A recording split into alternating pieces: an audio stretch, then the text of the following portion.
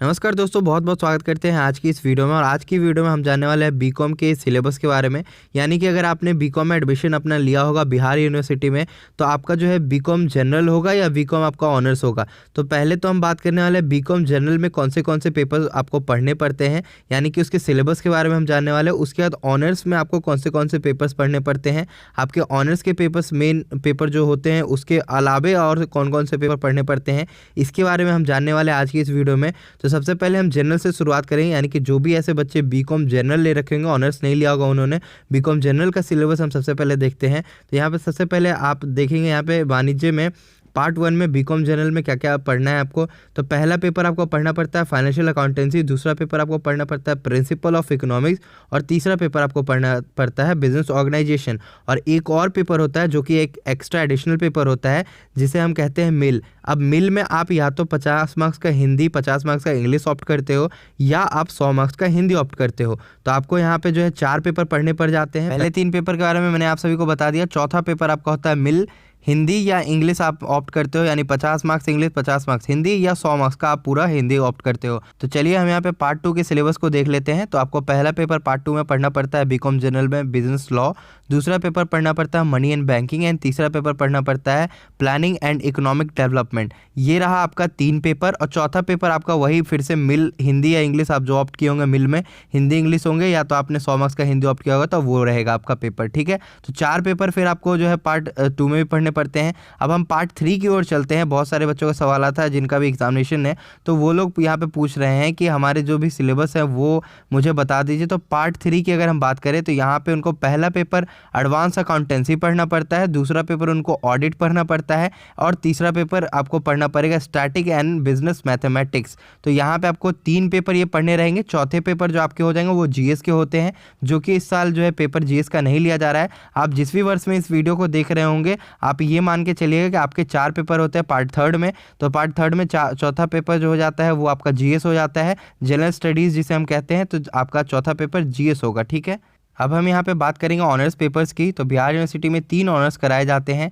Mainly बच्चे जो है 2 ऑनर्स को ऑप्ट करते हैं, accounts honours and business environment honours. तो हम सबसे पहले अकाउंट्स ऑनर्स के बारे में हम जानते हैं कि पार्ट 1 में उनको कौन से पेपर्स पढ़ने पड़ेंगे। तो जिन्होंने भी अकाउंटेंसी ऑनर्स लिया होगा उनको पहला पेपर पढ़ना पड़ेगा फाइनेंशियल अकाउंटिंग, दूसरा पेपर पढ़ना पड़ेगा ऑडिटिंग, सब्सिडरी में उनका पहला पेपर हो जाता है बिजनेस ऑर्गेनाइजेशन, एंड सब्सिडरी 2 में हो जाता है उनका प्रिंसिपल इकोनॉमिक्स। तो यहाँ पे आपको जो है 4 पेपर सामने देखने को मिले।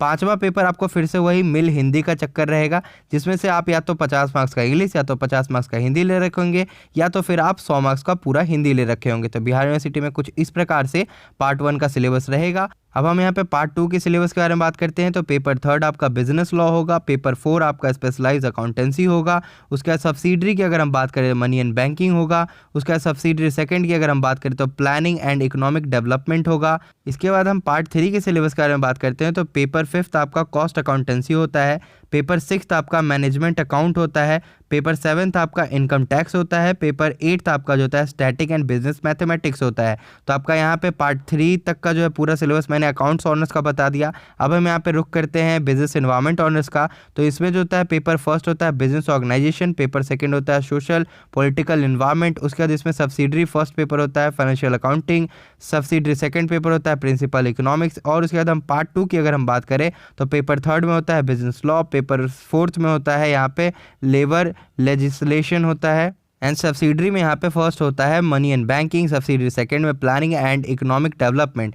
अब यहाँ पे पार्ट 3 की हम रुक करते हैं। तो जिनका भी एग्जामिनेशन होने वाला तो पार्ट 3 का यहाँ पे जो है पेपर 5 हो जाता है रूरल इकोनॉमिक्स, पेपर 6 हो जाता है कोऑपरेशन, पेपर 7 हो जाता है इनकम टैक्स, एंड पेपर 8 हो जाता है स्टैटिक एंड बिजनेस मैथमेटिक्स। तो ये सारे आपके जो है 8 पेपर्स टोटल रहे पार्ट 1 से लेकर के पार्ट 3 तक के। अब हम अगर बात करें तो अकाउंटेंसी ऑनर्स और बिजनेस एनवायरनमेंट ऑनर्स में सेम पेपर्स पढ़ने पड़ते हैं। बिहार यूनिवर्सिटी में 8 ऑनर्स पेपर होते हैं, ठीक है, पार्ट 1 से लेकर के पार्ट 3 तक के। तो ये रहे आपके अकाउंटेंसी ऑनर्स के सिलेबस, एंड बिजनेस एनवायरनमेंट के आपके जो है सिलेबस ये रहे। कुछ इस प्रकार से रहेंगे। सभी पेपर 100-100 मार्क्स के होते हैं। एक मिल सब्जेक्ट जो होता है वो सब्जेक्ट जो होता है सिर्फ और सिर्फ पार्ट 1 और पार्ट 2 तक ही रहता है।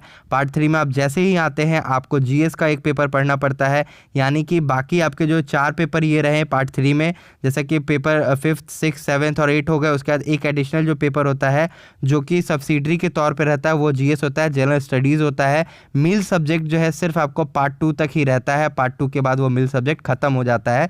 मिल सब्जेक्ट आपको पार्ट 3 में नहीं पढ़ना पड़ता है, सिर्फ आपको जो है जीएस पेपर पढ़ना पड़ता है पार्ट 3 में। तो आशा करते हैं वीडियो आपको पसंद आया होगा, लाइक ज़रूर करें, शेयर ज़रूर करें। धन्यवाद।